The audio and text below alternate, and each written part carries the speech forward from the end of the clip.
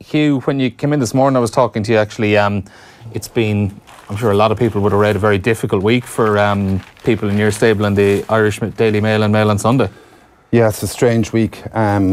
People might have read about the redundancies that they're looking for in the Mail. 35, they said, job-wise and stuff. But it's not just the Mail, so everyone's trying to adjust to that. Do they take packages and all this kind of stuff? But it's across the board, Neil, you know. I mean, I was talking to guys in the Indies, same thing's going on there. The Examiner's being taken over by the Irish Times.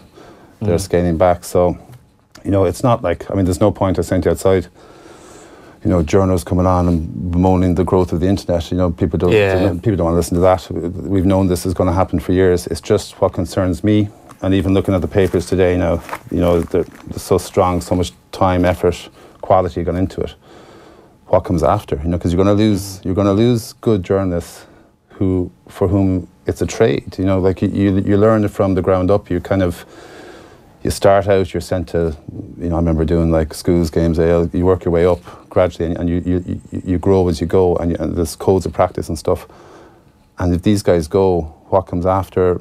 I've already noticed now that you see journalists using Twitter as a source. Like, that makes no sense to me. Now, I'm at this 20 odd years, like, but I don't get how you can trust Twitter as a source rather than ringing up somebody on the phone or meeting them face to face. I mean, I don't do Twitter, but I imagine if you left your laptop open and your Twitter account, I could go in and type something in. I mean, you could, but people I'd be fairly unhappy with you. But you know, so the whole industry is in a state of flux, and there's no point saying, like, I'm not going to blow sunshine up News Talk's amp, but like these kind of shows are important because they emphasise the quality is there, and we've seen it in other areas like the Savija case or McCabe and stuff. That's coming from trained journalists. Yeah, and so what comes after if it's just all online? Because and I'll get off the soapbox now, but like we're in this kind of. I was up in Belfast there a few weeks ago, and we went for a pizza, whatever, and there was a family next to us with 3 kids from 16 to 9, and all 5 of them were on tablets, or phones, headphones, eating pizza, like, and everyone just swiping. Like, we're in a swipe culture where there's a lack of concentration, and you pick up these papers today, you have to commit to it. Maybe that's the problem, you know, maybe people don't have the time or attention, but I just worry for the quality of what comes after if newspapers go under. Yeah, and particularly in your case as well, I would have known from working on this show now for the last 6 months or so that just how often we find ourselves dipping back into the Mail on Sunday. Just there's a lot of great kind of off the beaten track interviews each week and things like that. Yeah, and I mean, all the papers are trying that, and you know, papers themselves have a case to answer. There's been a bit of complacency there.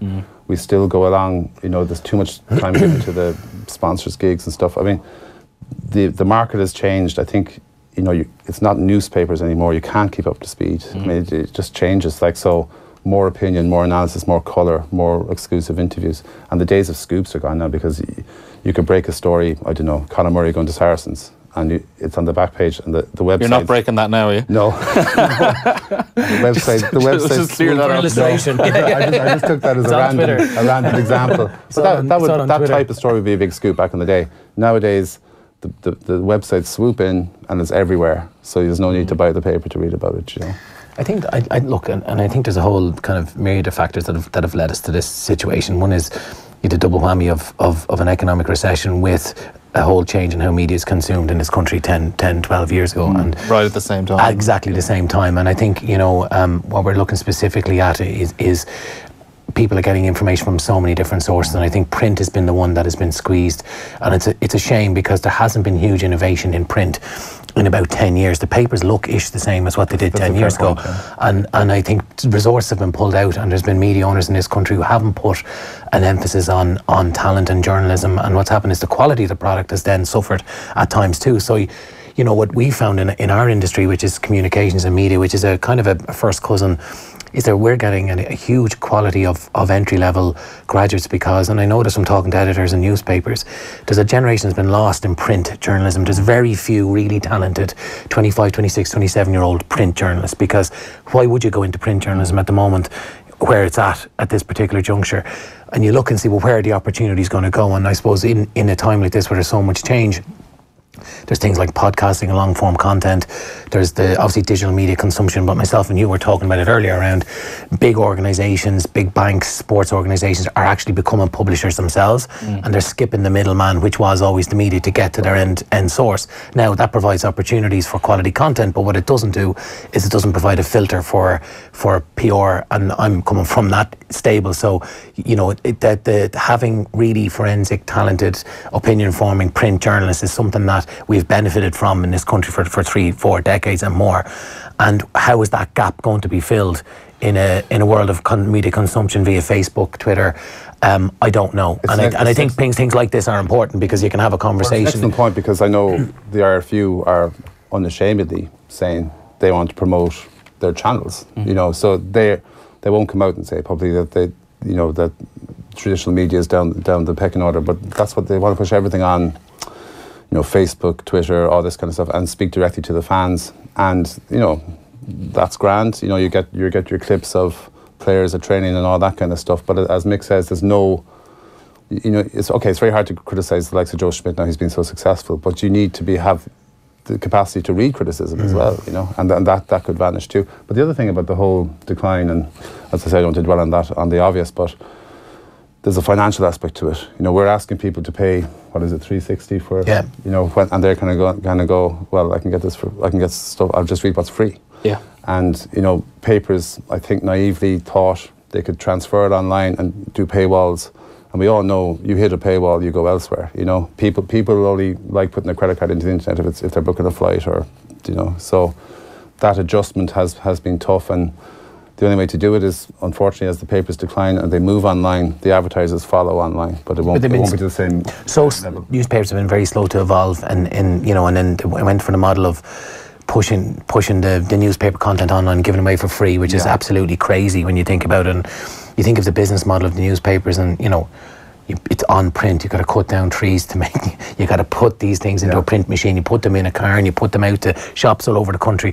As a business model, it's a very difficult business model. I still firmly believe, and I'm not saying this as a dinosaur of media. Like, I think there is a future for print, the same way there's a future for long form radio content, and it just needs to bottom out. I think in terms of where I think people will struggle to pay for news in a newspaper. But it doesn't mean they won't pay for other things. Almost like a magazine. Yeah, they'll pay for features, opinion, and some of the stuff we're reading today. It's not the best day ever for sports journal, but there's some brilliant stuff in here. Yeah. That if you get time to get into it, that you won't get elsewhere, and it is a different product. And you go back to, we used to lobby for the publicans. Very bad example now, but like people say, oh, you can buy a can of beer for 99 cents and you got to pay $4.50 in a pub, and you go, well, that's fine. If you want to drink a can of beer in the field, that's fine, but a pint is a different experience. Yeah. And the newspapers, how do we get here? You're out in the field drinking Dutch Gold.